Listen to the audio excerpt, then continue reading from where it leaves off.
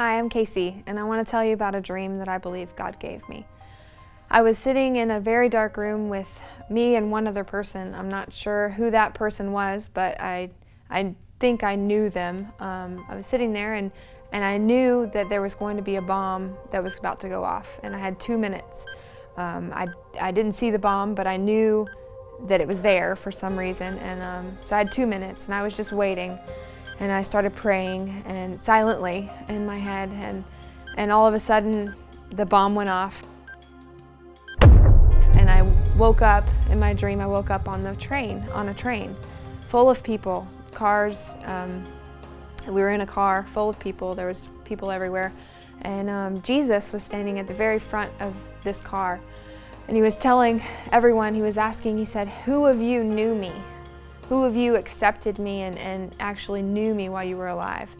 And everyone was looking at him like, "Why does that matter? Who are you? Why did we need to know you?"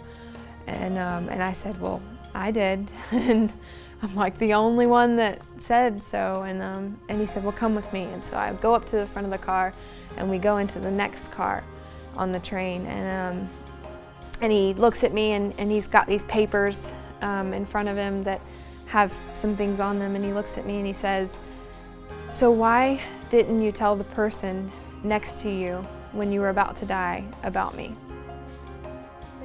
And I just started crying. I was just like, I don't know. I didn't even cross my mind to tell them about you. And just filled with regret and feeling like I could have done something more. And he went on, had a list of things that, just opportunities that I had missed in my life to tell people about him and to do good. And at the end of it, Jesus was like, "I still love you, and you are still welcome here." He said, "I just wanted you to realize what you could have done." And so he hugged me, and he welcomes me into this train car now full of believers. And I sit down in my seat, and I'm just sitting there and still crying from feeling like I could have done better. But the person in front of me turns around, and I realized I knew them. I was like, "Wow, what are you doing here?" I was like, "I'm so glad you're here." And he said, "I want to thank you." And I was like, "For what?" And he said, "You're the reason I'm here." It's like, I barely even talked to you. This is a guy from high school. And I said, "I barely even talked to you." He said, "No, you are the reason I'm here. You told me about Jesus, and you showed me what it meant to follow him."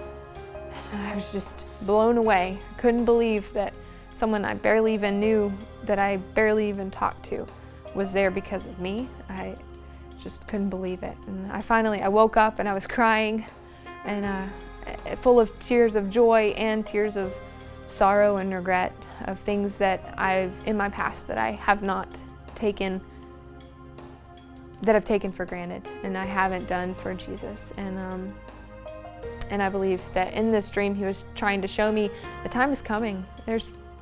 We only have 2 minutes left. It's coming very quickly, and we need to take our time and take advantage of the people that are around us and the opportunities that we have to share the gospel and to let people know that that train is coming, that people sitting in that car can say, "Yes, I accepted you and I knew you," and they can go to the next car.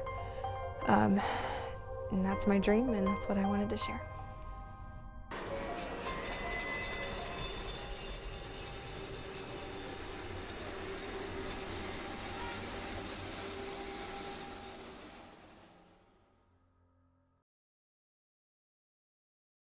A lot of people want to abide with the Lord, but they just don't have a plan to do it. You can request that plan today at iabide.org.